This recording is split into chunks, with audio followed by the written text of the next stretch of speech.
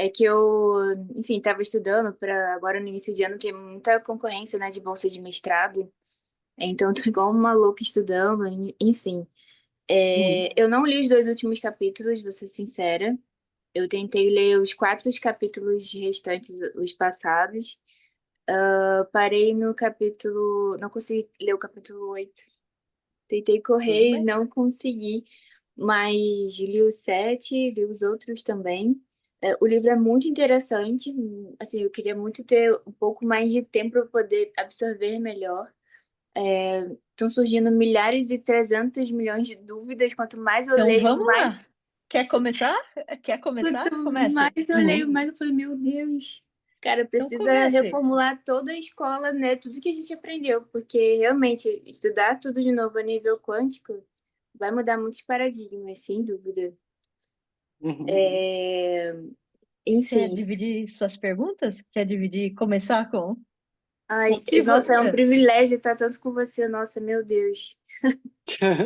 Obrigada. Queria Então muito conte poder pra gente. aproveitar mais isso. Queria muito ter lido mais os outros capítulos. Essa vai ser a última encontro? Eu acho Essa que a gente vai será tentar fazer um último, né? a última. É. Acho que a gente vai tentar fazer um para fechar tudo, para falar, tipo, ah, o livro foi isso que deixando do livro, né? O conjunto da obra. Entendi. Mas conta, Agatha, o que que você achou dos Entendi. capítulos que você leu, ou André, ou Rodrigo? Contem. Se tiver alguma É, Contem o que que você... pergunta, É, não, basicamente é isso, né? Vi lá a parte de mutação genética, né? Que conta é, pra gente, o que que é? É. acredito que a mutação genética para o ser vivo não é algo tão bom, né? Tão benéfico, né? Ele vai, enfim, ter essa mutação e pode ser que a sobrevida dele seja pouca, diminua, né? Só que para a evolução da espécie isso é muito bom, muito benéfico, né? Enfim, porque vai precisar se adaptar, né, ao ambiente, e com essa mutação genética vai fazendo novas mutações, né, para prole. Então, eu achei muito interessante, né, que bate junto com os estudos do Charles Darwin, né, que são essas mutações genéticas para a espécie poder se adaptar.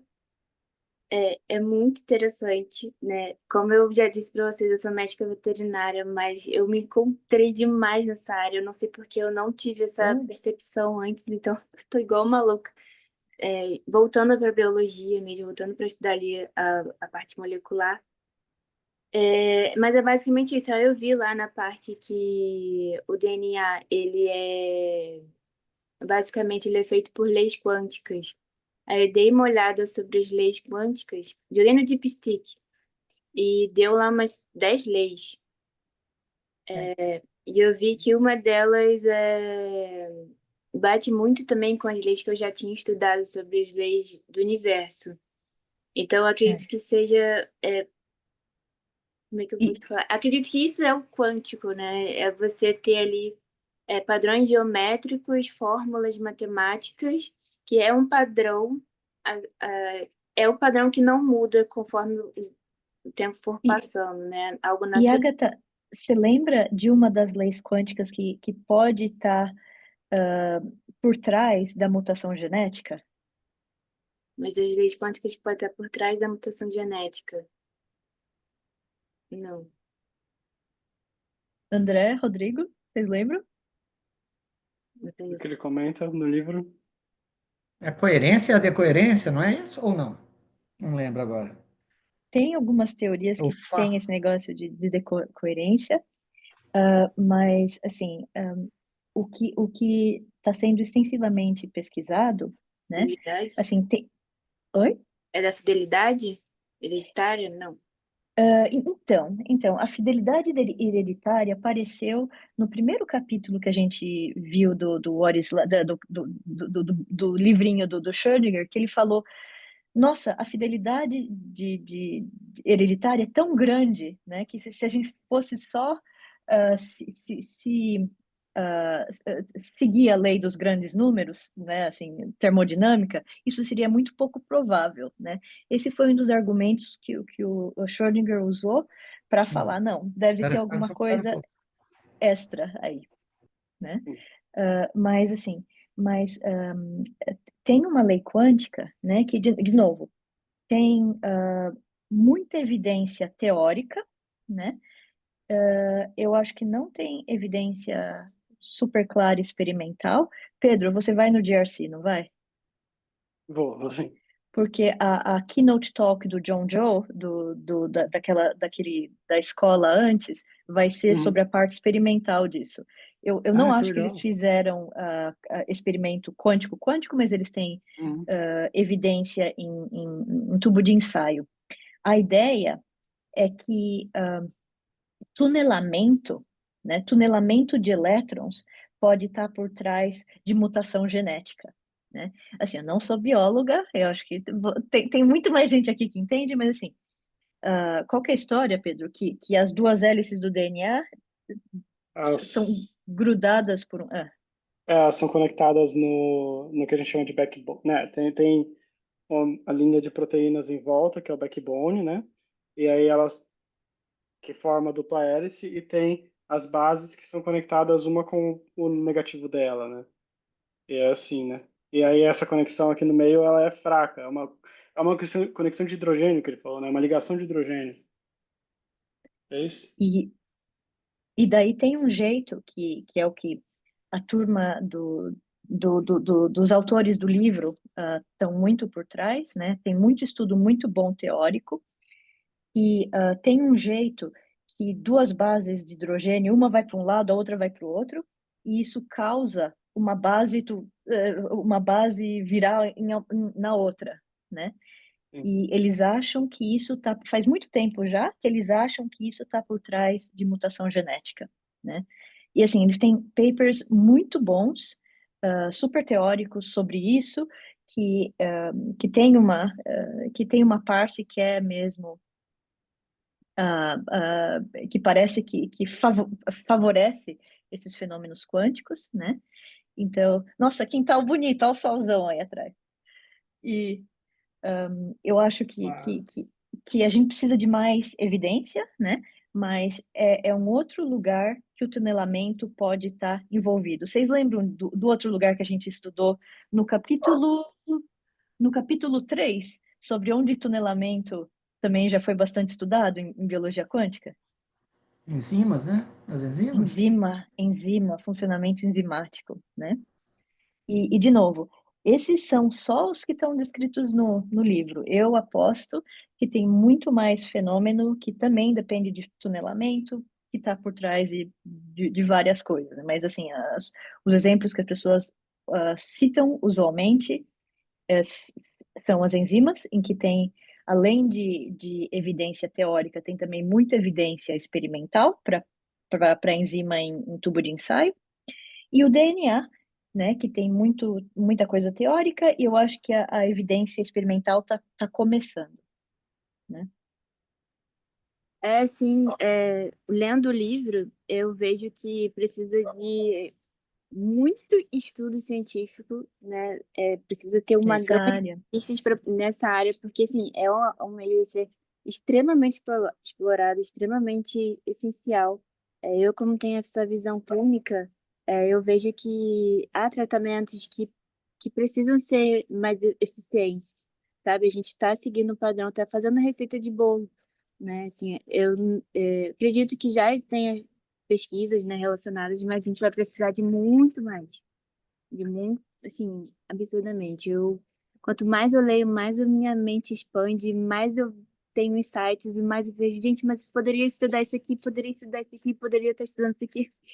E como eu tô agora tentando bolsa, eu tô perdida, porque tem muita possibilidade, né? Então, é, enfim, tem muita coisa. Eu vejo a necessidade. Agora eu entendo o porquê vocês estão criando essa escola, porque realmente precisa Né? muito, muito de verdade. E imagina se todo mundo que tivesse um diploma de ensino médio, imagina se todo mundo tivesse 3 meses de física quântica. Daí, sei lá, quem vai cursar medicina já viu um pouquinho de física quântica, quem vai cursar materiais já viu um pouquinho de física quântica. Imagina como as pessoas não seria mais fácil para as pessoas ver conexões, né? Sim. Exatamente isso. Eu acho que precisa ser no ensino fundamental mesmo ali, né? No ensino médio. No médio já Ensinar tá consciência. a ter essa perspectiva, porque o que eu tive no ensino médio, tudo bem, é o básico do básico, mas tem anteriormente a isso, né? Existe essa parte quântica, acho que isso precisa ser mais difundido aí. Desculpa pelo barulho, eu tive que vir aqui para fora, Não tem problema de nenhum. obra aqui perto, perdão. Não problema. Ó, eu queria compartilhar, eu estava lendo esse artigo um tempo atrás, que é uma, uma forma de tratar tunelamento de prótons no DNA com sistemas quânticos abertos. Inclusive, eles usam uma equação de um professor da Unicamp chamado Amir Caldeira, que é muito legal. Caldeira Leggett Caldeira Model. Leggett, muito boa. E aí tem uma imagenzinha que eu não sei se vocês conseguem ver. Ah, vou botar aqui, aqui, ó. Dá para ver um pouco melhor. Vocês veem que tem as duas proteínas das bases do DNA, e aí você vê que o próton meio que existe ao mesmo tempo nelas, que seria um ponto em que está rolando a transporte, e aí ele passa para outra. E isso muda ela de guanina, que é o G, quando a gente pensa nas bases do DNA, para citosina, que é o C. Para você lembrar as bases do DNA, é só você tem que lembrar de Gattaca, o nome do filme, que é GATC. E aí esse artigo ele explica muito bem como funciona esse Mas, transporte mas, de prótons. mas, Pedro, confirma que sempre são dois prótons que. Eu falei elétron, são dois prótons que tunelam. É, Eu falei elétron. Eu acho que eu eu falei acho que é um elétron, não. só. Eu acho que eu falei elétron. Desculpa, é próton. Não Né, são dois, não são dois prótons que tunelam ao mesmo tempo? aqui está mostrando só um. Ah, não. São dois. Eu acho que eles Porque tunelam ao mesmo tempo, né? é, aqui, aqui embaixo dá para ver um pouco melhor. Tá vendo o vermelho aqui em cima que não tem um próton ligado? Quando eu vou para a Certo. parte que tem dois, tá vendo que ele mudou? Então um é para um outro e o outro vai para o lado. Um vai para um lado e o outro vai para o outro. É errado. E aí eles tunelam direções Eu, opostas e aí formam diferentes bases. eu nunca entendi por que que eles têm que tunelar ao mesmo tempo. Isso eu já perguntei pro John Joe, eu nunca entendi a razão. Por que que um só não pode tunelar? Aparentemente são os dois que tunelam. Deve ter alguma outra razão. Você viu? Isso, bom, Deve ser conservação de energia, conservação de carga, alguma coisa assim. pode ser. Às vezes um faz o outro tunelar, não sei. Eu não sei, tô só falando de hipótese aqui. Teria que falar com o John Joe também. Ou ler o artigo. E aí, Rodrigo, André, comentários, questões? Eu tenho muitos, Manda? principalmente do Ótimo. capítulo 7, É. Ah, que porque legal. impacta um pouquinho, não sei se na minha formação, porque assim, eu fiquei com muita dúvida, não seria dúvida, eu fiquei com alguns questionamentos, porque eu entendi que o foco estava sendo muito, vamos dizer assim, muito pequeno, se a gente for imaginar numa fita de DNA, onde eu tenho muito mais bases pareadas que não querem dizer nada do que bases pareadas que refletem alguma coisa, que vão refletir alguma alteração, alguma característica genética, por exemplo, né? Te acompanho nesse Então, eu comentário aí, fiquei... Rodrigo. Hã? Te acompanho É, nesse comentário, porque é uma das minhas sensações também. Parece muito focado em um fenômeno específico de uma base. Claro, se repete diversas vezes, mas a maior sim, parte daquilo não é exatamente codificante. E ainda tem a é. questão do código ser degenerado, quer dizer, trocas de bases não necessariamente significam uma troca de aminoácidos, no fim das contas. Sim, Sim. sim, eu fui nessa linha, e, por exemplo, se a gente pegar nosso DNA, um compartilhamento que a gente tem com algum tipo de macaco, às vezes até com um roedor, ele é muito alto, é 90 e poucos por cento, É. 85, porque a parte que interessa é bem pequena, né? E eu pensava assim, e essa instabilidade, não sei se eu posso chamar de instabilidade, porque eu também pensei nisso quando a gente falou do olfato, e e até o Pedro me corrigiu e colocou a palavra probabilidade, que ficou melhor naquela hora.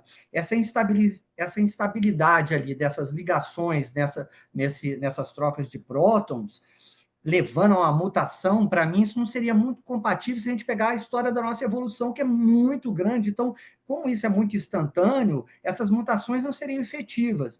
E a gente vê que mutação para a gente em DNA ela é muito mais, os efeitos são muito maiores quando a gente vê com produtos químicos, drogas, radiação, essas coisas, né?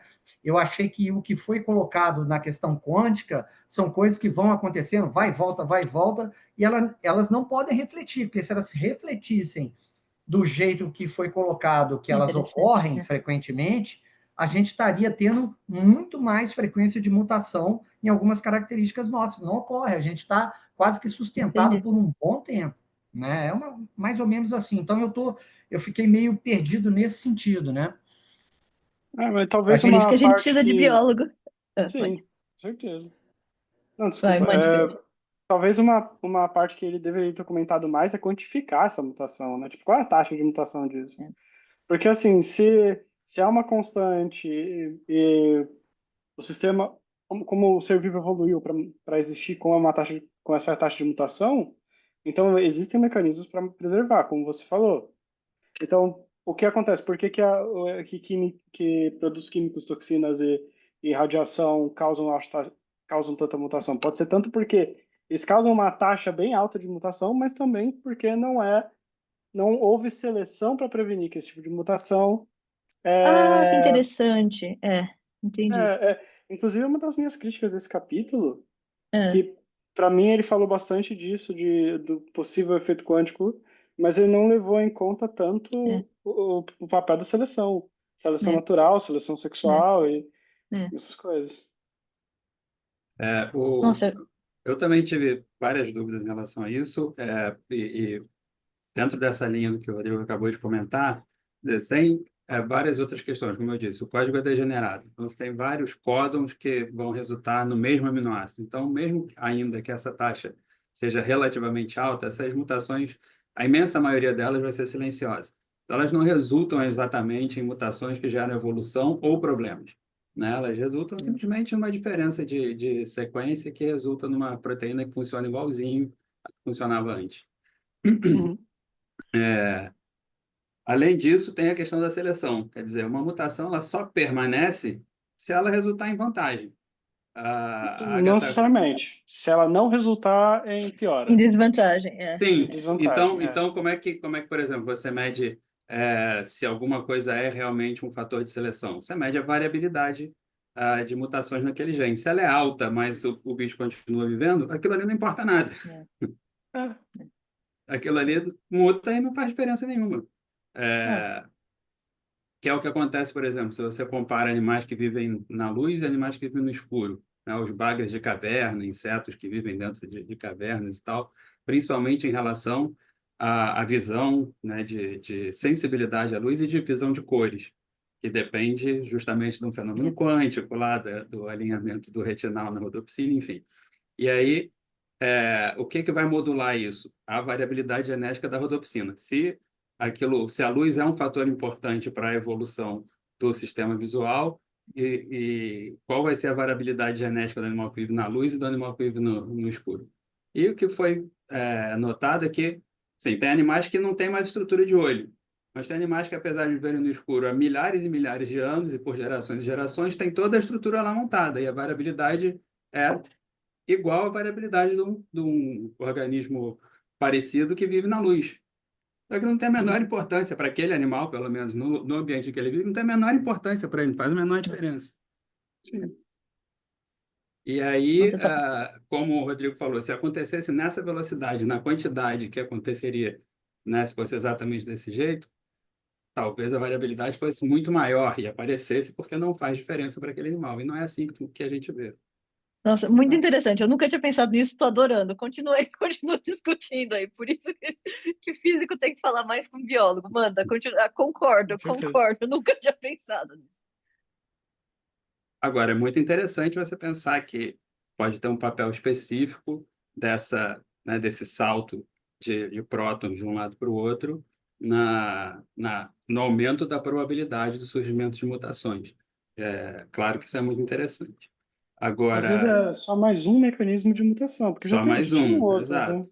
Uhum. Não, mas eu acho que o ponto deles, que reflete o que você estava falando, Pedro, é que talvez esse mecanismo não seja tão prevalecente como os autores acham.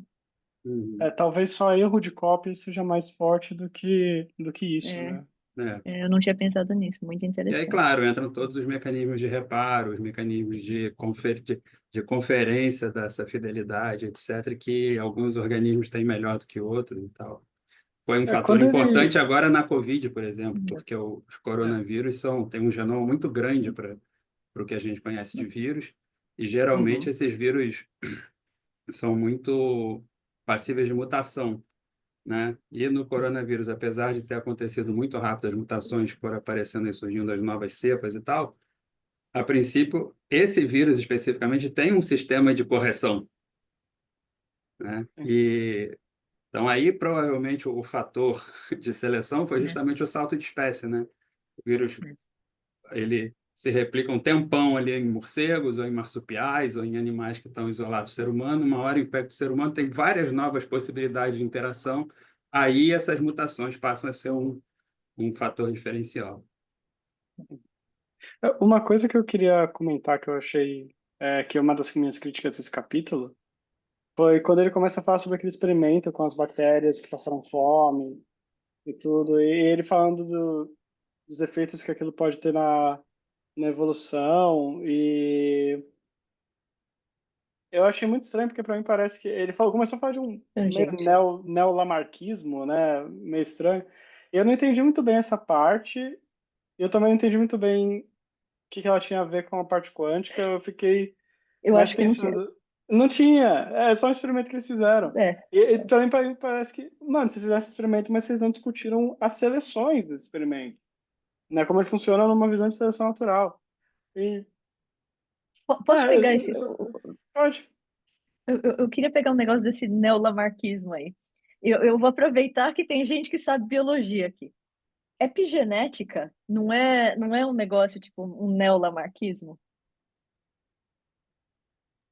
É, é, mas eu faria uma observação, É. é, eu acho que o Lamarck foi injustiçado, né? Porque hoje a gente está vendo que, na verdade, existe um controle de expressão gênica, que é justamente a epigenética, que pode justificar muita coisa do que o Lamarck falava. Lamarck discutiu muito a teoria dele com outros estudiosos da época, inclusive comparou-se muito com Darwin. O próprio Darwin, no Origem das Espécies, coloca no livro uma dedicatória ao Lamarck, dizendo que no Hum, futuro ele seria melhor entendido. Então, Lamarck, eu acho que foi injustiçado, um pouco injustiçado na época dele, porque ficou muito forte a ideia da teoria da evolução do Darwin, né, de que a seleção natural e a pressão selecionam aquela característica como vantajosa, e assim ela permanece.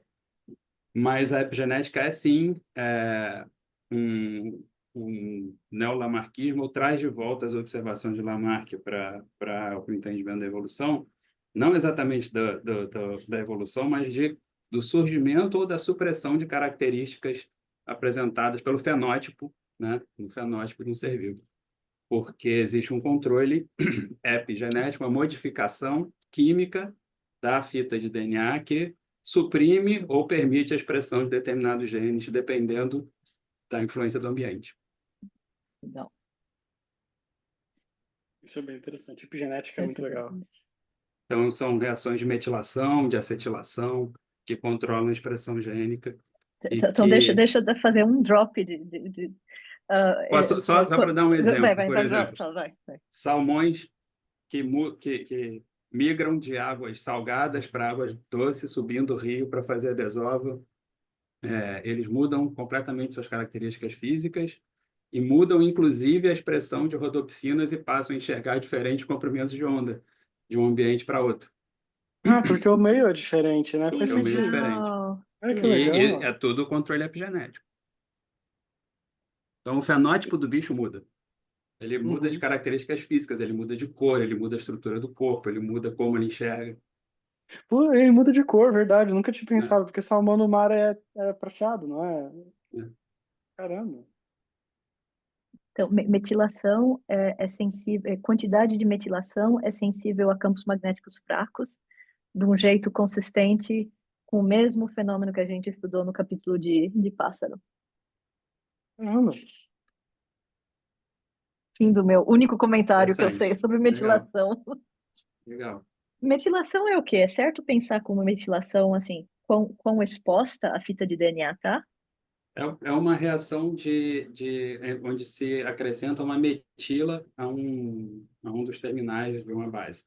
Então, isso vai tornar aquele ambiente mais hidrofóbico, a metila é bastante hidrofóbica, então isso muda um pouco a estrutura e muda a Ah, leitura daquele gene, quando ele vai ser lido por uma polimerase. Então, modifica a expressão do gene. Que legal. Também acontece regulação por acetilação, tem outros tipos de reações que também regulam a expressão de genes. rap-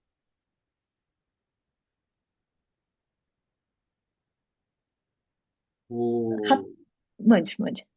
Bom, a gente ainda está nesse assunto, é que eu tenho perguntas sobre os capítulos Eu... anteriores, mas assim, coisas de aplicação e Ah, como não, realmente vamos. observar os fenômenos Uhum. quânticos, né, em Vamos. amostras biológicas, como é que a gente Pode ser. conseguiria E eu chegar vou, nisso, enfim. antes, 2 segundos antes de chegar a isso, tem mais um comentário que eu queria fazer sobre o capítulo dos genes. Algum de vocês poderia propor um experimento para verificar mesmo se o que está por trás de algumas mutações genéticas é esse tunelamento de próton?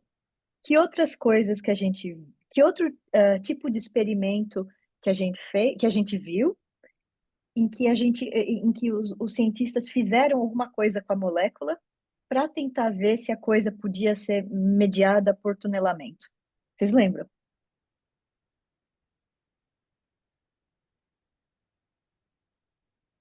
Ah, você muda a vibração.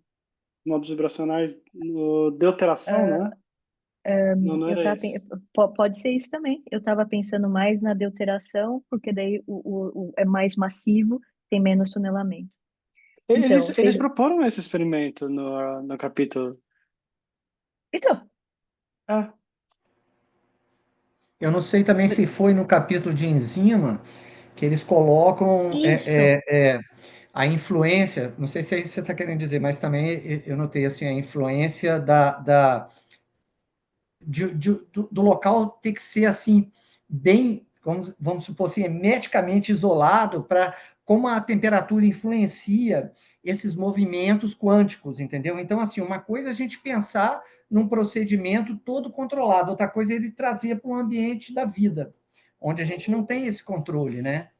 Eu acho que teve mas isso também. eu tenho comentário em relação a isso. Eu acredito que dentro do que a gente chama de da vida, é um ambiente altamente controlado. Porque não está num fluido cheio de moléculas flutuando por aí. As proteínas são formadas e dobradas de uma maneira que esse tipo de coisa acontece dentro de um ambiente controlado. Tanto é que na fotossíntese, quando você tem a criação da ADP, é uma sequência de, de transformações, eu diria de reações, altamente reguladas. regulada, bem eficiente, inclusive. Então, eu acho que assim, Nesse sentido, não é completamente desregulado, né? Tendo nesse a sentido eu concordar. concordo contigo. Vida tem que ter É, eficiência, senão não tem vida. é, Mas eu se eu diria, pudesse. eu acrescentaria isso ainda que tem se estudado muito hoje em dia, que é a separação de fase líquido-líquido, em que Uhum. você tem não só essa organização estrutural das proteínas, eu não chamaria, não é exatamente uma organização, não é exatamente, é uma organização, mas é uma organização bastante flexível, porque são tantas interações químicas que a entropia ali não é exatamente baixa, porque isso está organizado. Tem muitos graus de liberdade para aquela molécula e os solventes em volta dela se organizarem, as moléculas de solvente em volta dela. E a questão de separação de fase, que tem se visto, e aí falando mais especificamente de expressão gênica, né, tem se falado muito em separação líquido-líquido, justamente nos eventos de interação proteína-ácido nucleico, Uhum. porque são ambientes altamente ocupados por moléculas, a concentração de moléculas naquele microambiente é muito grande, o solvente muitas vezes excluído desse microambiente, as moléculas de solvente que permanecem, elas estão organizadas de uma maneira diferente. Então, viscosidade, diversos outros parâmetros, eles são específicos daquele microambiente. E você vê uma separação de fase. A fase onde a reação está acontecendo é diferente da fase logo ali do lado, e o solvente é exatamente o mesmo. Legal. Então, É, é um ambiente super controlado, na verdade. sim. Eu A gostaria de fazer. Agatha, desculpa, que a Agatha queria fazer uma pergunta. Manda. Não, era uma pergunta muito leiga. Como eu não participei das outras encontros, eu vi que teve o capítulo do pássaro, né? Que ele voa mediante o fotorreceptor do campo eletromagnético. Tem esses estudos que estão dizendo que o campo eletromagnético tem se enfraquecido por conta da inversão do polo norte. Tem alguma coisa a ver, por isso que fica enfraquecido? E tem estudos também que relatam que os pássaros eles vão se perder conforme o campo vai ficando cada vez mais fraco, o campo eletromagnético, ou não tem nada a ver. Então, eu posso comentar disso na pergunta que você me fazem, porque o campo magnético da Terra, de vez em quando, ele troca, né? Ele gira, o Polo Norte vira Polo Sul e vice-versa. De vez em Porém, quando? hã? Mas de vez em quando seria tempos curtos de Tempo geológico. Tempo tempo. geológico é dezenas de milhares de anos para mais. Aham, entendi. E quanto tempo Centenas, né? demora a viragem? A viragem em si é super rápida ou não? Eu acho que a viragem em si, em tempo geológico, é rápido, então, tipo, algumas centenas de anos, mas não é rápido o suficiente para afetar os animais. Sim, o percurso deles. Vai ser algumas gerações. Não vai, porque no tempo de vida, no tempo de migração de um pássaro, que é algo que dura algumas semanas, o campo magnético vai estar estável. Porque a ave não tem a visão, visão não, desculpa. O sentido, não só da ave, mas de todos os animais, o sentido não nasce calibrado. Ele é calibrado conforme a vida do ser vivo. Então, a ave vai nascer e vai calibrar o sentido de navegação dela de acordo com o campo magnético que ela presenciar durante seu tempo de vida. Então, como o campo magnético durante seu tempo de vida não muda muito, ele vai ter uma variação, mas é muito pequena, pequena o suficiente que é indetectável, então não vai afetar. Se afetar, o efeito é extremamente pequeno. E ainda Mas mais a Pedro, ave não voa só com o campo magnético. mas Pedro, significa que o caminho de migração, em teoria, vai estar mudando junto com o campo magnético? Foi isso que eu pensei. Talvez. Teria mudado e com isso eles vão precisar habitar outros lugares também, né? Talvez, não sei. Não necessariamente ela precisa habitar outros lugares, mas Errado. também o caminho de migração talvez mude um pouco. Mas, na verdade, o que eu acredito que aconteceria, eu não acredito que ele mudaria, porque a ave não usa só o campo magnético, ela usa a posição do Sol, das estrelas e de referências no solo. Inclusive, um comportamento que as aves que têm esse sentido parecem ter, elas param no topo da árvore e elas veem onde o Sol está antes de migrar. Elas não estão constantemente voando e vendo o campo. Elas param, elas calibram a posição do campo de acordo com o Sol e aí elas voam. E parece que enquanto elas voam, elas não Ai, que mudam legal. o que elas veem. Então, tipo, tanto é que tem um experimento do Henrik Morrison que ele fez com algumas aves nos Estados Unidos, em que ele aplicou um campo diferente na ave enquanto ela estava fazendo esse processo de calibração. Então, ele virou o campo magnético efetivamente 90 graus. E aí, o que aconteceu? A ave que voava para essa direção, ela começou a voar para cá. Então, ela também virou 90 graus. Só Interessante. que ele só aplicou o campo quando a ave estava no começo, calibrando. Ele não ficou aplicando o campo durante o voo inteiro. E isso durou alguns dias, inclusive. Mas aí ela não seguiu mais o Sol? Ela seguiu só o campo magnético? Ela seguiu o campo magnético por uma noite ou algumas noites, né? Porque ela voa de noite.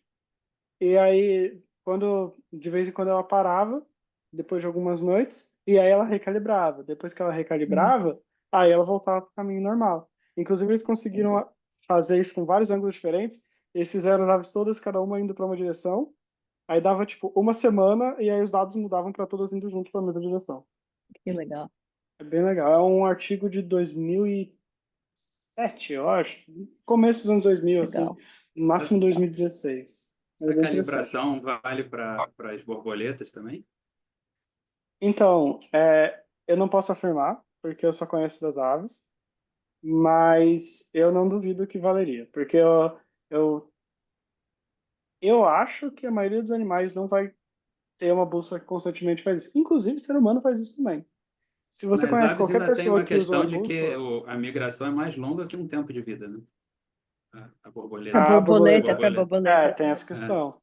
Mas também, se ela souber mais ou menos porque ela quer ir para o sul, ela só precisa calibrar em relação ao sol. E também o problema, esse mecanismo ele só funciona se você não cruzar o Equador. As borboletas não cruzam o Equador também. Mas é isso eu teria que ter. Eu não tenho, não há estudo que eu conheça que mostre se as borboletas calibram ou não igual às É, aves. a gente não sabe se borboleta tem compasso direcional, sabe? No livro ele fala como se tivesse confirmado, mas eu não tenho Eu certeza acho que também. nunca foi confirmado na migração da borboleta, mas foi confirmado que ela é sensível ao campo magnético, transferindo o gene de borboleta para drosófila e fazendo aqueles experimentos de botar um campo magnético, treinar com odor e depois elas se orientam sempre pelo campo magnético. E aí, se eles Mas, mas, mas, expressam criptocromo de borboleta na mosca, mas, ela mas- vai mas pelo tem, campo tem, magnético também. mas tem várias coisas diferentes que eu acho que quase nunca são faladas, né? As proteínas são sensíveis à intensidade do campo, à frequência do campo, e se as proteínas não tiverem rolando, né, isotopicamente para a direção do campo, né? Os pássaros, parece que a proteína deles está ancorada numa membrana e é esse ancoramento que dá a sensitividade à direção do campo magnético da Terra. Então, os pássaros são famosos porque eles têm um compasso direcional, essa é a palavra em português? De inclinação. De inclinação, que eles sabem se eles estão indo para perto do Equador ou para longe do Equador, mas eles não sabem norte-sul. E eu não sei se tá claro que tipo de compasso que outros organismos têm, Ainda né? não está claro. Eu sei que tem estudos com peixes, mas também ainda não tem confirmação. Tem animal Né? que já foi comprovado, não. Tem evidência que ele usa uma bússola de polarização, né? Ela sabe norte e sul. Mas confirmação mesmo, eu acho que o pássaro é o que mais tem estudo sobre. Mas eu também não posso afirmar Ah, sobre outras mas, espécies. Pedro, pelo modelo do pássaro, você não pode ter uma bússola direcional, né? Não, De polarização, não. não. Tá. Vou falar com uma forma leiga mesmo. Eu estive no Rio Grande do Sul no final do ano passado, e eu pude presenciar algo que eu nunca presenciei na minha vida com uma borboleta.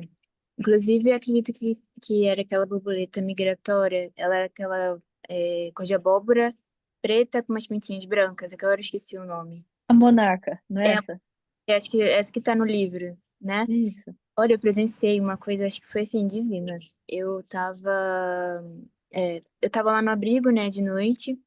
Aí eu fui para casa, a borboleta ficou lá paradinha, na porta de uma maçaneta de um canil. Aí no dia seguinte eu ia estar lá de novo às 8 da manhã. Eu saí às 8 e voltei às 8 da manhã, certinho. Exatamente no horário que eu ia chegar assim para poder, já tava raiando, né, o sol, que eu ia abrir a porta do canil da sala. Ela veio em direção à maçaneta e foi na flecha do sol, no raio do sol assim da porta e foi diretamente seguindo o sol. E aí eu abri a porta e eu acompanhei ela, foi lá para fora, pro jardim, e eu fui atrás dela. Aí ela abriu as asas assim, e a partir do momento que ela se conectou com o sol, que ela pegou a radiação do sol, ela começou a se tremer. Eu nunca vi aquilo na minha vida, as antenas dela se tremendo assim, vibrando. Eu falei, Porque cara, tava quentinho. tava quentinho, né, talvez.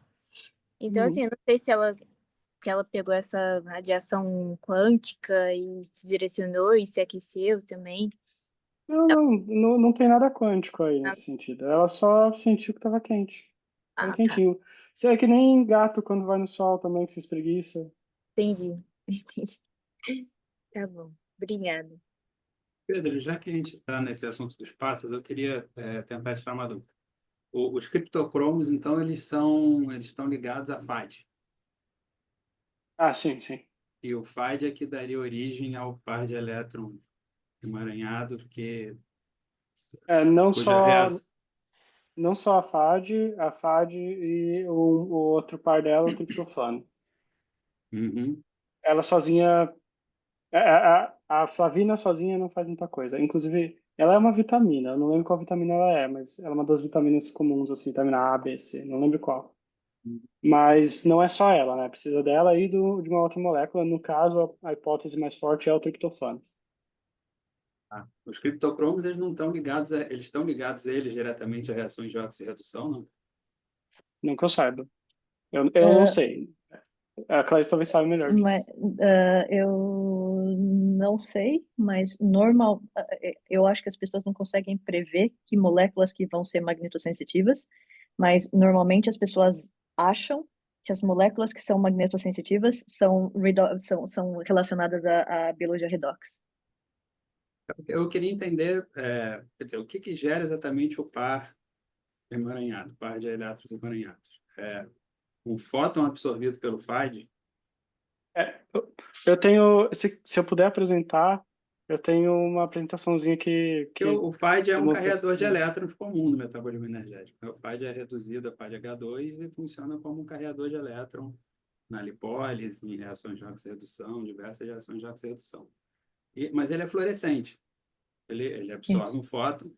dependendo da energia do sistema, o elétron volta e ele emite outro fóton novo, menos energético, né? Mas tem não é sempre, não é com 100% que o elétron Não, não. absorve o fóton e decai.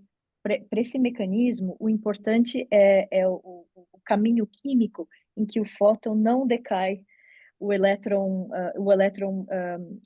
decai por meios não radioativos, e é um desses meios não radioativos que dá origem para esse par de elétrons Sim. correlacionado. E só um comentário antes do Pedro apresentar.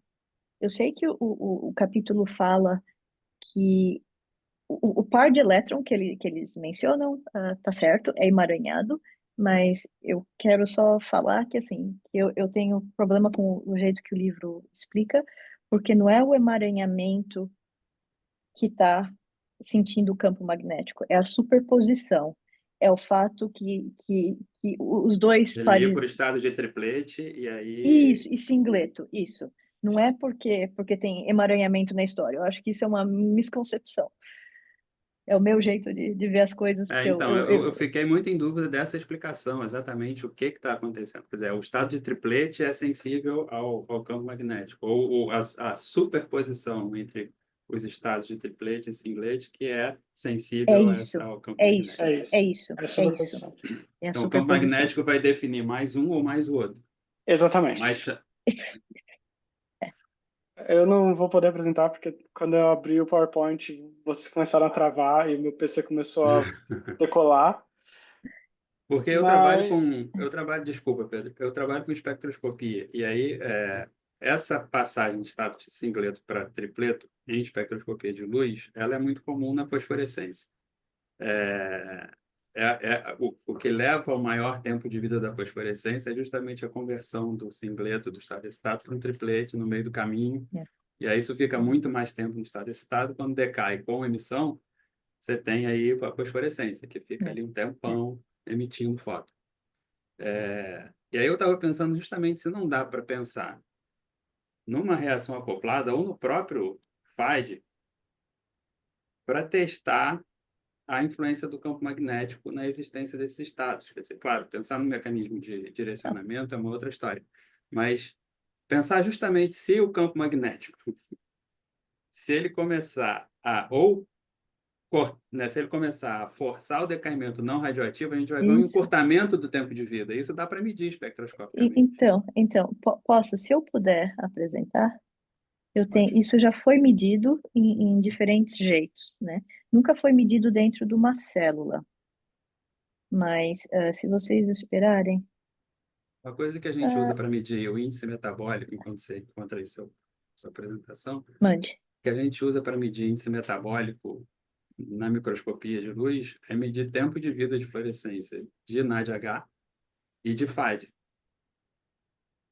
Eu vou argumentar que você não o tempo de lifetime, de tempo de vida funciona, mas eu acho que tem um outro jeito que é mais direto, que é medir intensidade de fluorescência. E deixa eu explicar, que isso é uma técnica que, por exemplo, que vem de uma parte da física, da física tecnológica, que chama sensores quânticos. Mas sharing is not turned on, Pedro. Deixa eu ligar aqui. Aqui, permitir. Deixa eu mostrar o que já foi medido e depois como que funciona. Ó, esse resultado foi publicado em 2016 de um colega meu que eu aprecio muito, chamado Daniel. E isso é o que ele mediu. Ele tinha um tubo de ensaio de criptocromo, tá? E ele ligou um laser nesse tubo de ensaio, né? Porque, como a gente já falou, o laser é o que vai começar esse tipo de reação. Nesse sentido, os fótons do laser vão ser absorvidos pela flavina, né? E como função do tempo em que o laser está ligado, ele mediu intensidade de fluorescência. Isso que significa essa, essa cestinha de fótons aqui, é a intensidade da fluorescência. Primeira coisa que ele viu é que a curva de fluorescência decaiu. Você estava matando o cromoforo. Em inglês chama bleaching, né? Nada misterioso. Mas, quando eles ligaram um campo magnético, que era on-off, on-off, eles começaram a ver que, enquanto essa fluorescência caía, tinha uma modulação no nível da fluorescência, né? E essa modulação, eu acho A que é um frequência jeito... do campo. Não é a frequência do campo. O negócio é que, assim, para o on ou para o off, a fluorescência média é diferente. Posso explicar como isso acontece? Que é esse que eu acho o legal. Então, a gente está falando, né, que assim, eu vou usar a língua que eu conheço, que é a língua de sensores quânticos, né? E eu gosto de pensar nesses elétrons, né, que são dois, como sensores quânticos de campo magnético. Como o Pedro falou, um elétron vem da flavina e o outro, o mais provável, é que venha do triptofano, né? Então, como que você olha para esse fenômeno? Você bota criptocromo num teste de ensaio, você excita com laser, e daí o criptocromo, a flavina absorve, e daí desabsorve, você coleta seus fótons, né, no microscópio, né? Mas como que a gente explica que tem essa diferença de intensidade como função do campo magnético, né? Em linguagem de quântica, a gente fala que o criptocromo, como muitas flavoproteínas, como um monte de outra coisa, tem uma coisa chamada fluorescência que é dependente do spin. E eu vou explicar como. Tá? Spin Dependent Fluorescence Intensity, que é super legal. Eu não acho que o pássaro ou a borboleta estejam usando isso para se guiar, mas eu acho que é um negócio muito legal. É um botão que a gente tem experimental que é muito legal. Ó, aqui eu estou mostrando um elétron, assim, um elétron spin, um spin de elétron. Normalmente, spin é desenhado como uma flecha. Spin para cima ou spin para baixo significam diferentes jeitos do elétron interagir com o campo magnético. Aqui está um elétron na última camada da flavina, né? no estado fundamental. Esse elétron, cadê? Aqui. Esse elétron pode estar no estado excitado. E como que ele chega no estado excitado? Pelo laser, né? E daí, como o André falou, normalmente o elétron se desexcita emitindo um fóton, né? Mas isso não acontece 100% do tempo.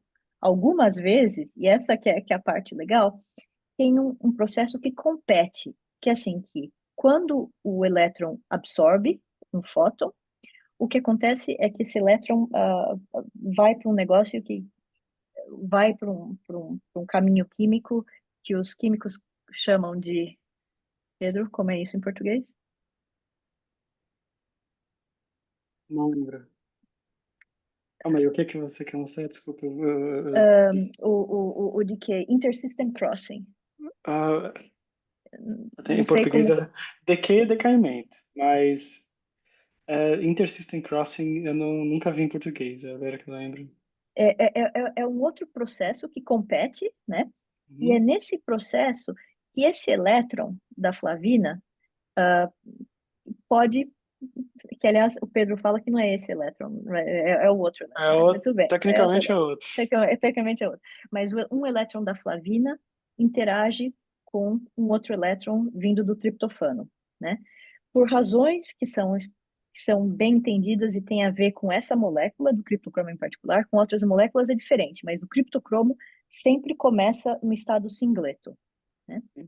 E daí, sob a interação do campo magnético providenciado por espinhos nucleares próximos e também por um campo magnético externo, por exemplo, da Terra, esse estado singleto entra numa superposição com o estado tripleto, tá?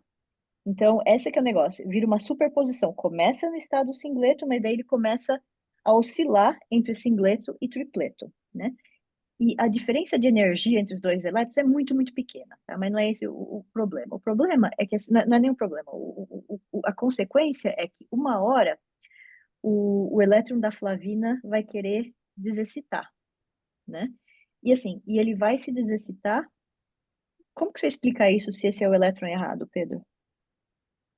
É porque você não pode distinguir elétrons. Tá, mas então a minha explicação funciona. Funciona, funciona. É só Tá que bom. não é que o elétron que transferiu que ele está em par. O elétron transferiu porque você não pode distinguir. Agora o estado que era entre os dois, esses dois aqui, o que transferiu o outro, agora esse estado foi transferido porque está excitado. E aí é o Tá, excitado e o que foi abandonado.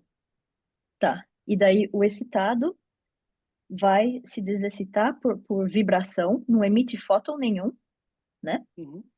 E esse elétron pode se desexcitar enquanto os elétrons estão no singleto ou quando eles estão no tripleto, né? Só que como eu indiquei pela grossura da minha flecha, tem uma probabilidade maior de excitar quando está no estado singleto, que é correto, né, Pedro? Não é esse, não é o Uhum. contrário. Tá, Acredito que sim. tá. Então vamos lá. Então tem três processos competindo. Dois que não emitem luz e um que emite luz, tá? Então, Uhum. se você repetir esse experimento, sei lá, um gazillion times, né? Tipo, 100 mil times, 100 mil vezes, ou 1 milhão de vezes, ou seja, se você tem 1 milhão de moléculas fazendo esse ciclo, ou uma molécula fazendo esse ciclo 1 milhão de vezes, na média, olha o que vai acontecer. Por que o elétron tem uma probabilidade maior de se desexcitar enquanto os dois elétrons estão no estado singleto? É uma probabilidade maior que esse elétron vai entrar de novo nesse ciclo que emite luz. Ou seja, ele vai entrar mais rápido nesse ciclo que emite luz de novo. Ou seja, na média, né, se os elétrons estão no estado singleto, o criptocromo vai mandar um pouquinho mais de fluorescência do que se os elétrons estão no estado tripleto, né? Essa diferença de fluorescência depende de parâmetros experimentais, ela é super pequena, né? Ela é super pequena, 1, 2, 5% no máximo, mas é a mesma diferença de fluorescência que as pessoas usam para sensor quântico tecnológico. Então não tem nada de especial, né? Mas, de novo, esse é um botão espectroscópico que a gente pode usar para medir isso, para medir. Esse é um tipo de medição quântica verdadeira. Olhando a fluorescência emitida pelo criptocromo, você faz um negócio que um cara que faz computação quântica vai confirmar que é uma medida quântica real, né? Uhum. E é por isso que eu gosto disso. Então, isso já foi visto em tubo de ensaio, né? Ninguém nunca viu isso dentro de célula. Acredito que teve um experimento que mostrou algo assim em célula, mas não era com a direção, era com ligando ou desligando o campo mesmo. Que foi aquele experimento do Jonathan Woodward. Isso, mas ele não mostrou a oscilação de Rabi. Ele, assim, tem muita evidência consistente com isso, né? Só que todos os experimentos que existem, eles são feitos com o campo on e off, com tempos muito longos comparados com o tempo quântico da superposição, né? Então, o que precisa é um experimento que possa captar essa diferença de fluorescência com uma resolução de tempo comparável ao tempo em que a superposição sobrevive, que é assim, nanosegundo, microsegundo, né? E em temperatura ambiente, né? Que é quando as células estão funcionando. Então, as medidas de tempo de vida de fluorescência, geralmente, e eu acho que para o FAD, eu não lembro ele livre em água, mas na proteína o tempo de vida dele deve estar em torno de nanosegundos, alguma coisa assim. Por aí. Tempo de vida de fluorescência. De fluorescência é um segundo. Quando é par radical, pode chegar até alguns micro, mas não Sim, passa de sim. 5 microsegundos. Mas são conceitos diferentes. O tempo de vida que eu estava falando é o tempo de vida em que a superposição existe. Tempo de Sim. vida que você tira com FRAP. Não, FRAP não. Não. Como chama? O tempo de vida, assim, eu estou falando de medida de tempo de vida de fluorescência. Essa escala de tempo, quer dizer, ela vai estar mais ou menos na mesma escala de tempo da conversão. Isso, concordo, Né? concordo, mas são coisas diferentes, concordo, São coisas absolutamente. diferentes, mas é a mesma escala de tempo. A questão é que, concordo. enquanto você tem o elétron no estado excitado, dá tempo da conversão acontecer, fazer a conversão para o tripleto e Concordo. diminuir a emissão de fluorescência. Então, diminuir né? Aumentar o decaimento não radioativo e diminuir o radioativo. Gente, se eu puder interromper, desculpa, é que já são 5 horas, então a gente tem mais ou menos só meia hora a mais. Eu achei que a gente poderia discutir o capítulo 8. Pode ser. É justamente porque meu interesse, minha experiência em espectroscopia, e eu fiquei justamente assim, o que a Clarissa mostrou agora mostrou o seguinte: eu pensei na ideia certa, mas não tenho profundidade para chegar exatamente no experimento. Pensei na ideia certa e, claro, alguém já pensou antes e já fez. Mas o que eu queria era conseguir, depois a gente pode tentar conversar sobre isso, mas eu queria pensar num experimento onde, medindo o tempo de vida de fluorescência, você consegue, porque o tempo de vida de fluorescência vai ser uma medida mais precisa do que a intensidade para medir uma diferença, né? Isso eu concordo, mas tem uma razão pela qual eu quero medir a intensidade, porque isso tem a ver com provar que a superposição existe. Mas eu gostaria de continuar essa discussão. A gente pode continuar a semana que vem e também offline. Mas eu acho que a gente tem que mudar para o capítulo 8, mas eu vou falando que é o capítulo que eu não gosto, Pedro. Então você vai dar uma apreciação do capítulo, porque eu tenho muitos problemas com esse capítulo. Eu também não gosto do capítulo, tá? Eu não consegui terminar de ler esse, mas eu... Então, em resumo... Eu também não li esse capítulo 8. Tá, em resumo, tem uma pessoa muito famosa, que é o problema, né? É uma pessoa muito legal e muito famosa, né? Que acha que... breathe in, breathe out. Que acha que a consciência é derivada de um fenômeno quântico. Vocês escutaram bem, é isso mesmo que eu falei, né?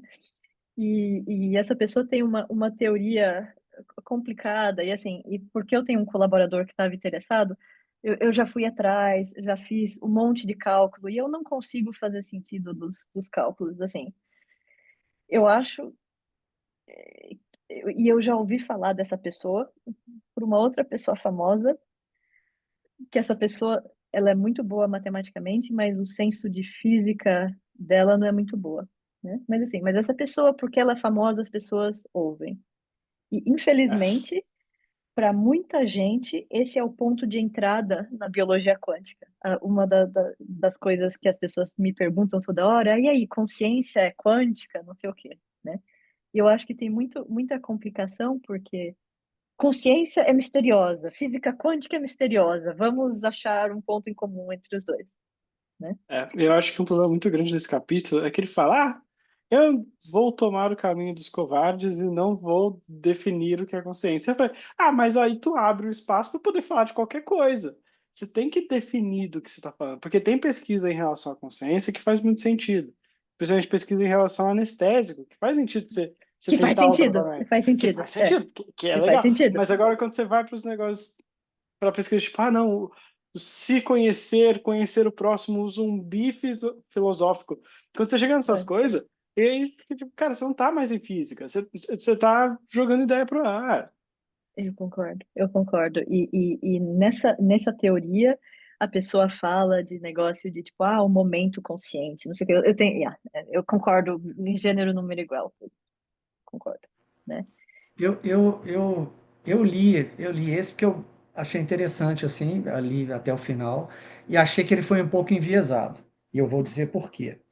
Mande. Na hora que ele vai descrever, por exemplo, eu imaginar alguma coisa e, através de um movimento, fazê-lo, ele pula muita coisa para chegar nesse movimento, e a importância que ele dá ao canal iônico, sim, é importante na transmissão do impulso pelo axônio, mas a placa motor é muito mais complexa. Muito mais complexa. Ela envolve Concordo. química, envolve ATP, envolve um monte de É, coisa que foi é. suprimido.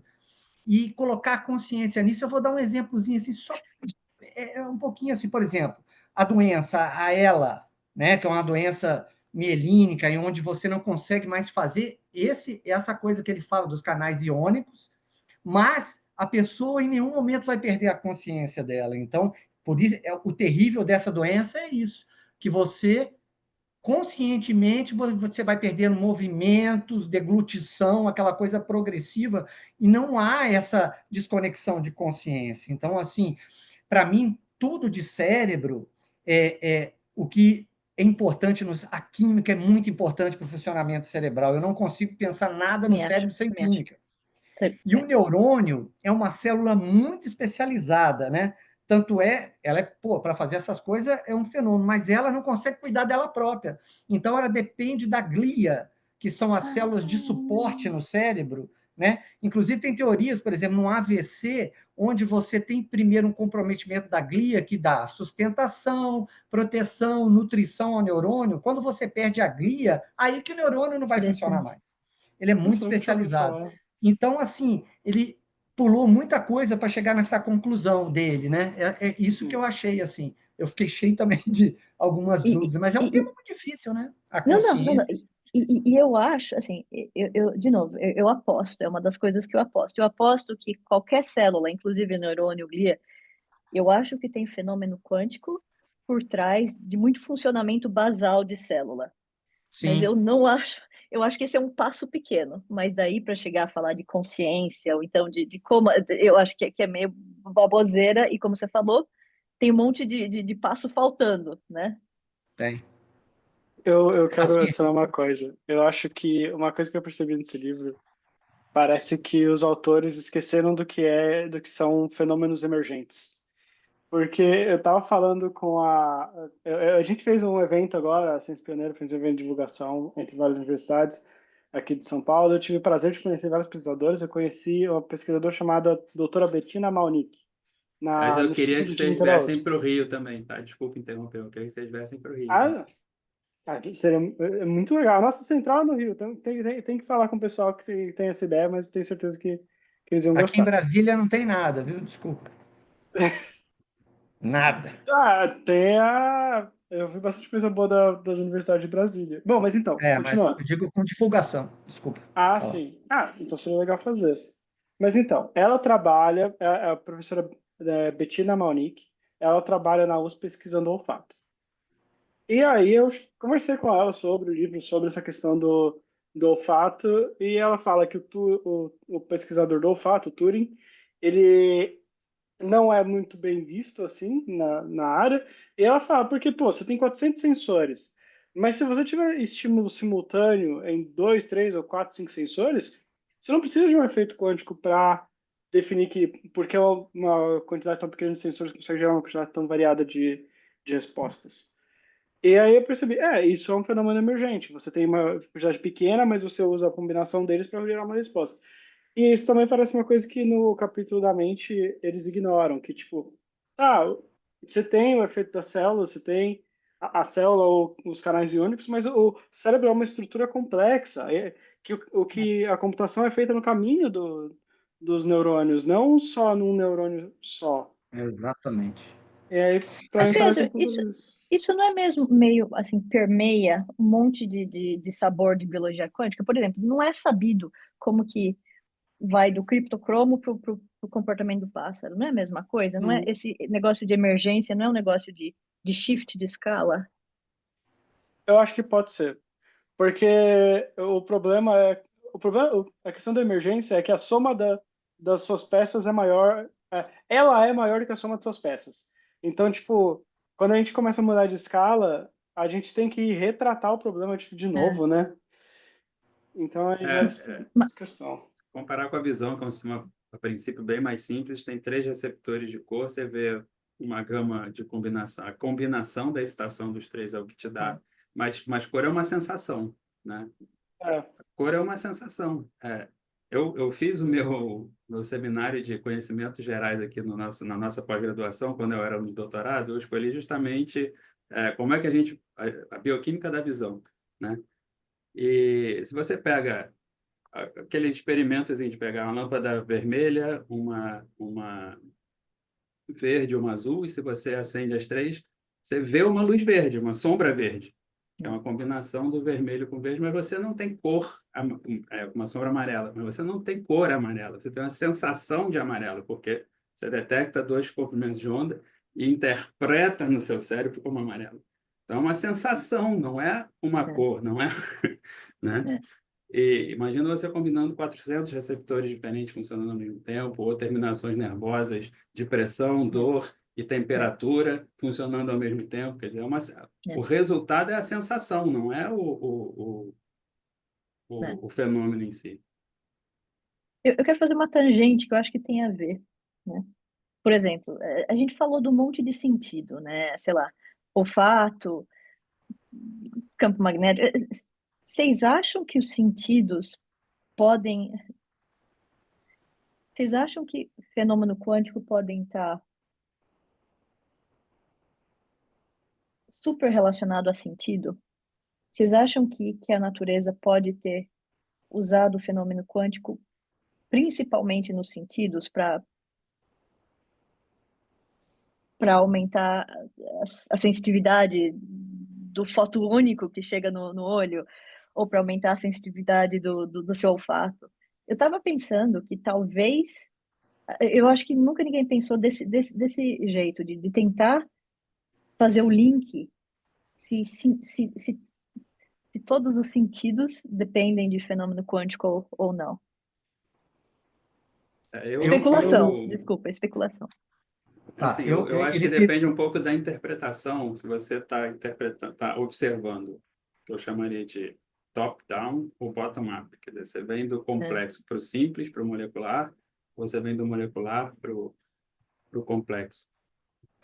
Quando a gente pensa em como a gente hoje tem visão, paladar, audição, tato, etc., depende justamente de um estímulo, mas de uma série de respostas depois desse estímulo que vem de um fenômeno molecular que se desenvolveu quando o mundo era molecular e depois unicelular e só depois ganhou complexidade, é, né? E aí vem a questão dos fenômenos emergentes, enfim, essa união é, das menores partes. Então a gente tem, por exemplo, o fenômeno quântico que a gente tem na nossa visão é conservado desde as bactérias lá que tem rodopsina, que percebe a luz e que a bactéria se movimenta na direção de uma determinada radiação, mas ela não enxerga, ela não é, forma imagem, ela não tem interpretação no cérebro daquela imagem, não tem nada disso. Então, o sentido que a gente tem é muito mais complexo do que aquele fenômeno inicial, mas ele certamente depende desse fenômeno inicial. Então, o fenômeno quântico torna o nosso sentido mais sensível, acho que ele foi construído para ser sensível ao nível de single molecule, nível de uma única molécula, porque ele surgiu de lá. E, Mas se não caiu da evolução é porque era provavelmente optimal. Ótimo. exato, sim. Mas ele foi Então, sendo mudado e readaptado também, né? Porque foi. eu acho que a visão evoluiu independentemente mais de uma vez. Então, que tipos de restrições ou exigências ou existiram no mundo para fazer com que o nosso sentido chegasse no que ele é hoje? Pode ser que características que nos tornassem o que a gente consideraria hoje super-homem já tenham existido, mas morreram porque na época em que eles surgiram não fizeram diferença nenhuma, É. né? Tem a questão de ser humano conseguir enxergar três cores. Isso não é comum em mamífero. Uhum, A exato. gente, a gente recuperou a habilidade de. A gente não, né? A partir da evolução, a nossa linhagem recuperou a habilidade de ver três Tem cores. répteis que enxergam 7, 8, 12. Tem aquele camarão que enxerga 20 quantas. Né? O que dá soco, não lembro agora. O camaleão enxerga 7 ou 8 e consegue estimular os cromóforos na pele para mudar a cor da pele e se adaptar ao Gente, ambiente.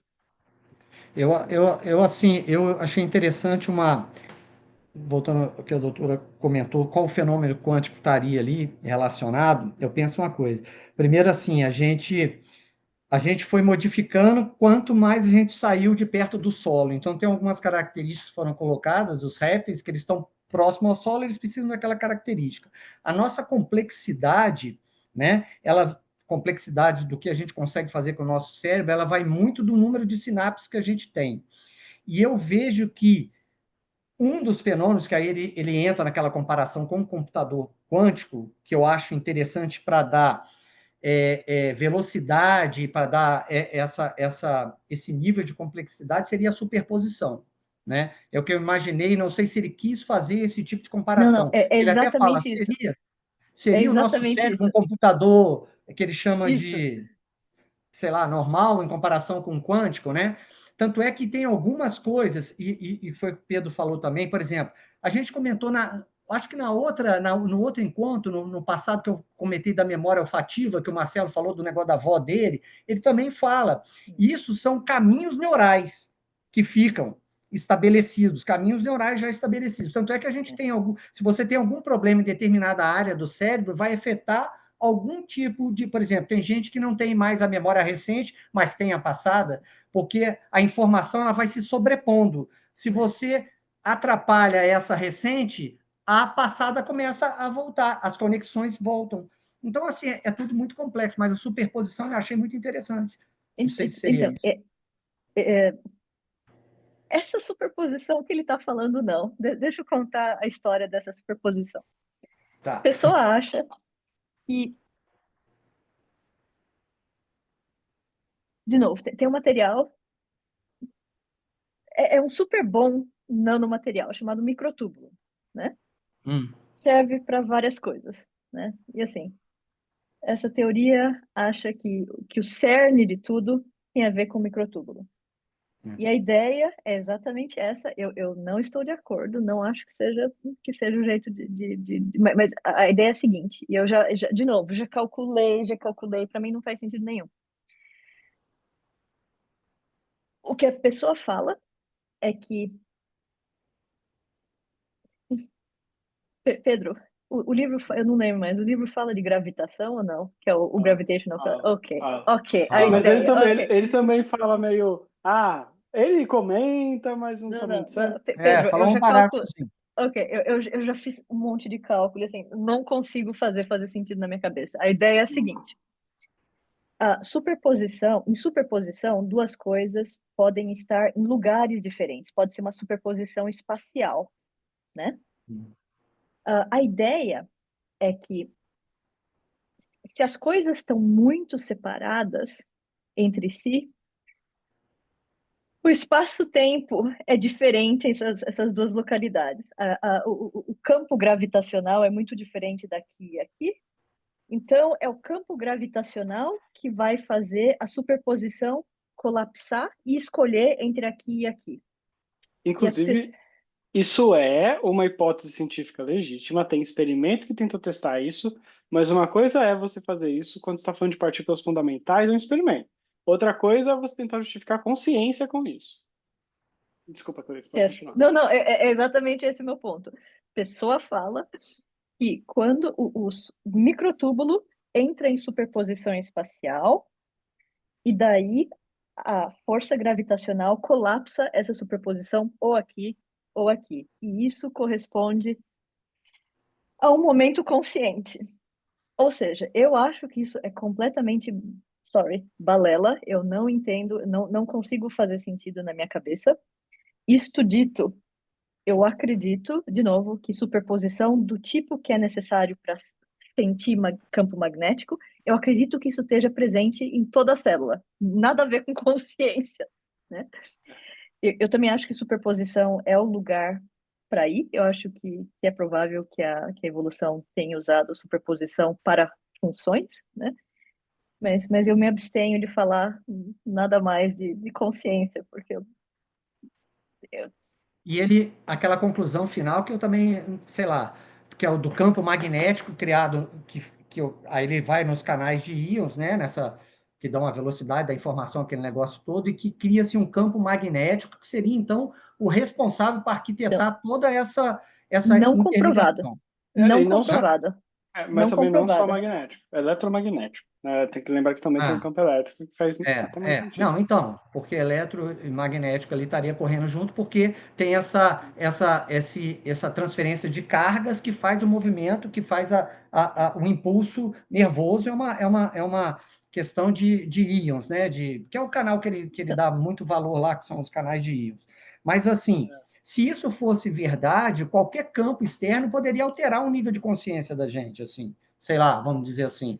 E não ocorre normalmente, né? A gente entra sei lá, a gente comentou aqui numa ressonância magnética, eu não fico lá fora do meu eu, nada, né? Tem gente que precisa ser anestesiado para fazer. Agora, se você consegue ficar lá dentro, você está plenamente consciente do que está acontecendo e está sendo submetido a um campo, a uma alteração muito grande, né? Que vai Assim, afetar as suas células, ou não. É.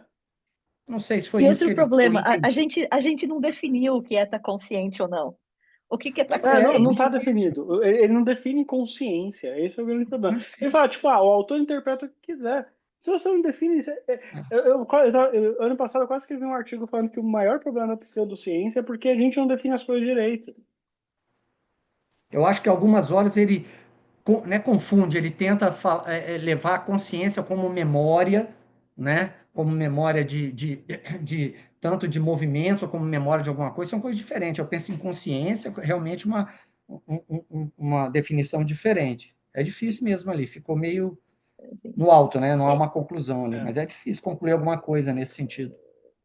E assim, de qualquer jeito, superposição não é necessário, não é necessário, mas não é suficiente para se ter um computador quântico. Para ter um computador quântico, você tem que ter emaranhamento também, né? Então, Pode esse acreditar. capítulo, eu não sei, Esse capítulo é bem estranho. esse capítulo é bem estranho. E assim, Mas, ele não mas vocês mande. teriam uma definição de consciência? Eu tenho porque eu fiz um artigo de revisão que tem essa parte, porque eu tenho colegas que trabalham que estão começando a trabalhar com isso agora. Mas a definição que eu conversando com eles, a definição que a gente gerou é a habilidade de um organismo de reagir a estímulos internos e externos. E nesse sentido, uma célula Atuais. é atuais, exatamente. Aí, nesse Eu acho que é sentido, uma isso. célula única é consciente. Então, tipo, mas é só isso, porque o que a gente vê é o quântico inclusive eu nem gosto de usar esse termo quântico, mas é efeitos quânticos em anestesia. E aí a gente definiu o oposto da anestesia, porque, tipo, o problema de definir anestesia é porque você ainda respira, seu coração ainda bate, você ainda tem o seu corpo ainda funciona, mas você não reage a nenhum estímulo, interno ou externo, né? Você Eu só acho que a tá lá. capacidade de reagir com o meio, né? Como é. E que não é igual à inteligência, porque o cachorro reage com o meio da maneira dele. Então, ele pode estar consciente daquela reação que ele precisa, por exemplo, para fugir, para caçar, para se alimentar. Então, isso é uma consciência no nível dele. A gente tem outra consciência, mas é a capacidade de reagir com o meio, eu acho, com certeza. Tem umas coisas que ele comenta, até sobre a questão da personalidade em animais, que eu achei assim, eu falei, legal, isso é uma baita discussão de bar, mas isso não é científico, tipo, nessa ponta a gente tá falando. Agreed. Não, não É, é isso. E só um adendo, o Luca Turing, o cara que o Pedro acabou de mencionar, que faz ele faz pesquisa de biologia quântica, especialmente em olfato. Ele tem uma frase que é assim: a única coisa que se sabe sobre consciência é que ela é eliminada quando a gente está sob anestesia. Como que é? Peraí, eu vou ler em inglês. Consciousness chloroform. Peraí. É Você vai alguma com coisa. Aqui. The only thing that we know about consciousness is that it dissolves in chloroform. Que ela é dissolvida em cloroformo. Nossa, essa frase é muito boa. Nós temos uma coisa muito importante, que é, nós temos um momento que a gente não está com essa interação no meio, mas que eu não diria que a gente não está consciente, que é quando a gente está dormindo, que é uma parte muito importante para o ser humano, que é quando o organismo se volta para ele mesmo e tenta se regular e se preparar, porque enquanto ele está interagindo com o meio, ele está adquirindo o que precisa, energia, sei lá, vamos assim se reproduzindo. Quando a gente dorme, por isso que o sono é tão importante, né, para tudo, e tem patologias ligadas a isso. A gente se volta, o organismo se volta para ele mesmo. Isso não seria um tipo de consciência, né, daquela unidade orgânica ali, daquele organismo, sei Um lá. momento de Até porque, autoconsciência. talvez. Até porque, tipo, quando você desmaia ou quando você tem uma anestesia geral, é diferente de dormir. Porque você não tem Sim, percepção de nada. Você literalmente sim, desliga, parece que você piscou. É muito sim. louco. Mas quando você dorme, você sente Quando, percepção de tempo quando também. você Você sente toma o um tempo remédio passando. para dormir, é diferente quando você dorme Sim. naturalmente. Sim, sim. Mas aí, Posso, nesse ponto, viaja. Pode falar. É, posso usar os últimos minutos para tentar propor uma classificação dos fenômenos de biologia? Assim, a gente vai tentar fazer uma sessão na semana que vem, mas já que a gente está quase terminando, e já que tem bastante gente aqui, eu de novo, um pouquinho sobre tudo que a gente está falando, né? Todos esses são sabores de biologia quântica, né? Muito pouco esforço tem sido feito para botar esses fenômenos em caixas organizatórias, né? Porque porque as pessoas falam, é o pássaro, é o olfato, não sei o quê, mas como que a gente organiza isso? Porque biologia quântica é provavelmente muito maior do que pássaro, do que olfato, né? Então, eu passei muito tempo pensando, assim, não acho que isso seja a solução final, mas eu queria dividir com vocês uma classificação proposta, né? E se alguém tiver algum comentário, por favor, jump e faça o comentário, né? De novo, não sei se é a melhor classificação, mas o jeito que hoje eu estou olhando para qualquer fenômeno que possa envolver efeito quântico em sistema biológico, durante essa classificação de cinco estágios, que eu acho que, assim, do menos complexo ao mais complexo, né? Como eu vou argumentar? Com exceção do estágio 1, o estágio 2, 3, 4, 5, só tem evidência correlacional que essas coisas são verdades. Não tem ainda uma evidência completamente quântica que isso acontece. Por exemplo, não tem instrumentos que possam tirar medidas quânticas se isso é verdade ou não, mesmo se a maior parte das pessoas acredite que isso seja possível, né? Então, deixa eu falar sobre esses níveis, e se alguém tiver comentários, questões ou reclamações, por favor, isso é um teste, tá? Bom, nível 1, biologia quântica, porque tudo é feito de átomos que são ligados por reações químicas. Eu acho que não tem ninguém que ponha dúvida nisso. Level 2, eu chamo as coisas assim, que são tão quânticas que nem o transistor no seu laptop, né? Que é assim, um nível de quântico que gente que faz computação quântica, que gente que mexe com sensores quânticos tecnológicos, não vai chamar de quântico. O seu laptop, as pessoas falam que é clássico, não é quântico, né? Mas é o que eu chamo de efeito quântico, porque as coisas são pequenas, né? Por exemplo, efeito de tunelamento, né? Próton e elétron tunelam, porque são coisas pequenas, né? Que a gente discutiu sobre enzimas, né? A gente discutiu hoje, talvez, em genes, né? E assim, eu acho que para provar que a biologia usa isso, a gente tem que provar que isso seja usado para alguma função em alguma célula, e não só em tubo de ensaio. O terceiro nível tem a ver com uma coisa que a gente discutiu naquele capítulo da fotossíntese, com que eu também não concordo muito, né? Que assim, que hoje em dia a evidência mais sólida é que a fotossíntese depende desse tipo de processo. E normalmente envolve tunelamento, que é ajudado pela presença de vibrações, né? Recap rapidinho, tunelamento é um processo que conserva energia, né? Então, o elétron que está aqui, se houver uma energia disponível desse outro lado, pode tunelar, né? Mas em casos em que, por exemplo, não tem a mesma energia, né, de um lado da barreira e do outro, se o elétron puder pegar um pouquinho de energia de vibrações, né, para daí ele tunelar, ou se o elétron puder dar um pouquinho de energia para vibrações, que é normalmente referido como noise, como ruído, né, para daí tunelar, esses processos quânticos podem acontecer, né? E normalmente isso é chamado de processos assistidos por ruído, né? A gente teria que provar que isso seja usado para alguma função em pelo menos uma célula viva, né? Isso tudo eu acho que é meio quântico num nível que gente que faz computação quântica não classificaria de quântico, mas eu acho que níveis 4 e 5 são, né? Nível 4, que é aquele negócio que a gente falou, superposição sendo usada como algum tipo de vantagem, né, para função em pelo menos uma célula. Por exemplo, para o pássaro, para qualquer tipo de sentido de campo magnético, né? Talvez nesse negócio de superposição de microtúbulo, né? Não sei, né? Mas eu acho que se a gente provar o nível 4, é um nível que até os físicos vão acreditar que isso é quântico o suficiente, né?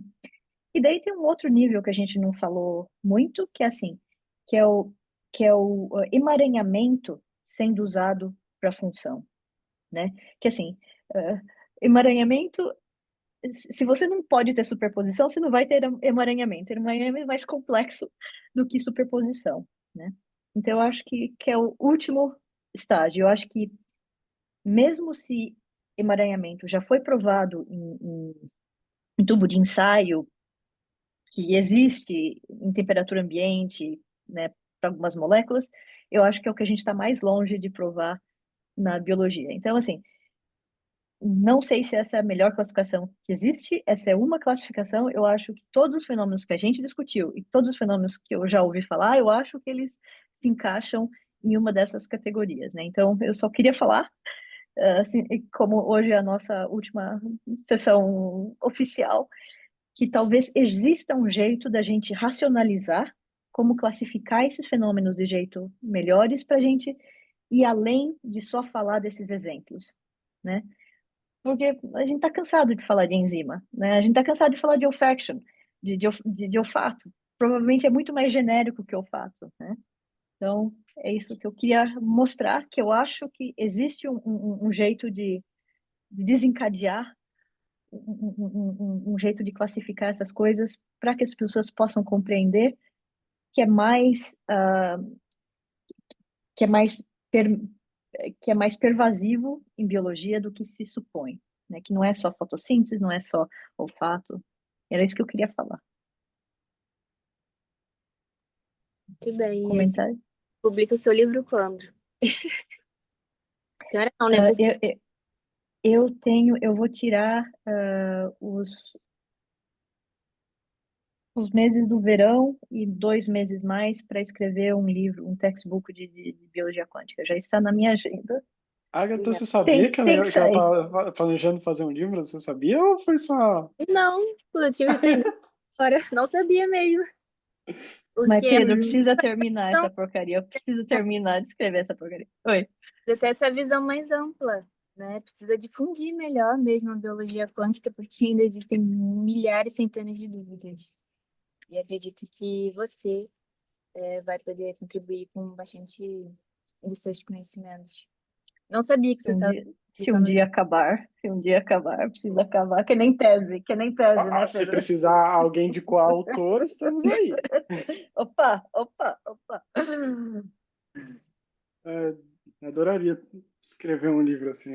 Um dia eu vou fazer Vamos, também. vamos. Eu acho que eu vou precisar de ajuda com simulação. Vamos. Legal. Mas uma coisa, quando você está comentando, uma coisa que eu penso bastante, porque eu venho da área de quântica há muito tempo, eu gosto muito do jeito que a professora Gabriela Lemos, da UFRJ, pensa. E, assim, não sei realmente se ela pensa desse jeito, mas conversando com ela, ela me fez pensar mais desse jeito. É, Que o que a gente fala como emaranhamento, superposição, tunelamento, que a gente é ensinado, a gente é mostrado a aprender isso como se fosse, tipo, fenômenos, nossa, isso acontece. Mas é tipo, é só como as coisas se comportam quando chega nessa escala pequena, né? Então, o tunelamento acontece toda hora, em todo momento, porque é assim que as coisas funcionam nessa escala. Então, não é uma coisa tão especial.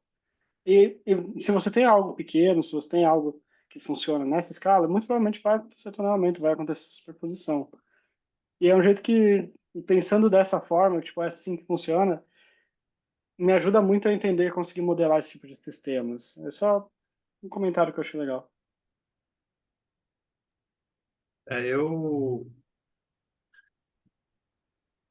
É, eu sou muito naivo em física quântica, né? E física quântica mesmo não sei nada. Mas por ter usado por tanto tempo, ter estudado tanto tempo da minha vida, espectroscopia especificamente, né? Minha física quântica se limita aí ao fóton sendo absorvido, o estado excitado, a emissão do outro fóton. Mas quando a gente começa a discutir, o Marcelo, até acho que na primeira reunião fez essa pergunta da questão dos fenômenos emergentes, etc. Eu até fiz um comentário, né, justamente essa escala que você fez, se lá no começo tudo é formado por átomos e ligações químicas, etc. Quer dizer, os fenômenos quânticos estão ali. é, Agora, eles são importantes para a função biológica, essa é outra história, é. né?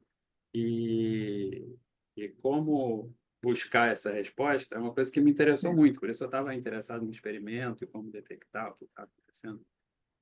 A minha impressão é justamente essa, se é assim que as coisas se comportam na escala nanométrica, atômica, estão acontecendo o tempo todo. A gente não consegue isolar esse fenômeno numa célula ou no organismo vivo, né? Mas estão ali acontecendo o tempo todo. Eles são importantes para que aquela função exista naquele organismo. Essa é a história final, essa é a pergunta final, né? E aí me interessei muito justamente pelos sensores quânticos. Como é que você detecta? Que experimento você pode desenhar para ver se lá dentro da célula, eu vejo fluorescência de FAD o tempo todo, e eu sei que tem quenching dessa fluorescência, eu sei que em determinadas proteínas quencha mais, em outras menos, É, é, é. e que a ligação ao FAD não está necessariamente ligada só ao metabolismo energético, tem um monte de outras coisas envolvidas. Então, dá para a gente ver isso na célula? É isso que eu queria saber. A gente tem um plano, é exatamente isso o tipo de instrumento que eu estou tentando construir faz muito tempo. É. Legal. Ótimo, acho que podemos encerrar então por hoje. Muito obrigado por terem participado, André, Rodrigo, Ágata. Eu que Foi muito agradeço. legal. Eu vou combinar, a gente vai combinar com a Clarice. Muito provavelmente semana que vem a gente vai fazer uma última sessão para comentar do livro inteiro, mesmo horário, mas eu vou manter vocês Tragam informados. questões, tragam Legal. perguntas. Tragam perguntas. Então, se vocês Então, quiserem ler o resto do livro, inclusive tem audiobook do livro online, olha, que é possível achar. olha. Eu queria só falar uma coisinha. Eu estudei na Escola Técnica Federal de Química, né? No mural lá, quando o Rodrigo fez comentar o negócio de ter muita química envolvida no cérebro, etc. Tinha um quadrinho que o pessoal desenhou e tinha lá no mural, ficava lá direto o tempo todo. Um cara perguntando pro outro assim: Ué, você acredita no amor? Eu acredito, claro. Não, mas é só um monte de reações químicas acontecendo no seu cérebro. O cara respondia: Mas eu acredito na química.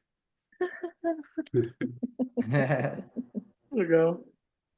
Enfim, só para deixar o. Quer dizer, a gente acredita na química, a gente acredita na física quântica, a gente só tem que achar lá as conexões. É isso. André, eu pedi para o Pedro o seu contato, eu queria falar com você, porque eu queria falar de experimento. Joia. A gente vai se Uhum. falando. Me escreve. Valeu. E Ótimo. talvez a gente se veja mais uma semana, se não. Obrigada por aguentarem até o fim. Eu acho que é super legal a gente, né? Sim. Eu que agradeço, obrigado aí pela oportunidade. E eu me interessei muito, já me inscrevi para a escola, ver o que que vai dar. E vamos lá. Valeu, E obrigada obrigadão. ao Ciência Pioneira. Obrigada ao Ciência Obrigado, Ciência Pioneira por Pioneira. estar. Muito obrigado, Ciência Pioneira. Obrigada, Clarice. Obrigada, Pedro. Obrigada a todos os outros professores também. Eu sou leiga nesse meio, mas qualquer conhecimento, qualquer mínimo conhecimento, esse bate-papo aqui rápido já agrega bastante valor. Muito Que obrigada. bom. Que bom, era esse o negócio. É só o começo da jornada, né? É só Só o o começo começo da jornada. Tchau, tchau, obrigadão. Tchau, muito obrigado. Tchau, Tchau, gente. gente. Até semana Obrigado. que Tchau, vem. tchau. Abraço. Até a Obrigada. próxima. Tchau. Até, tchau.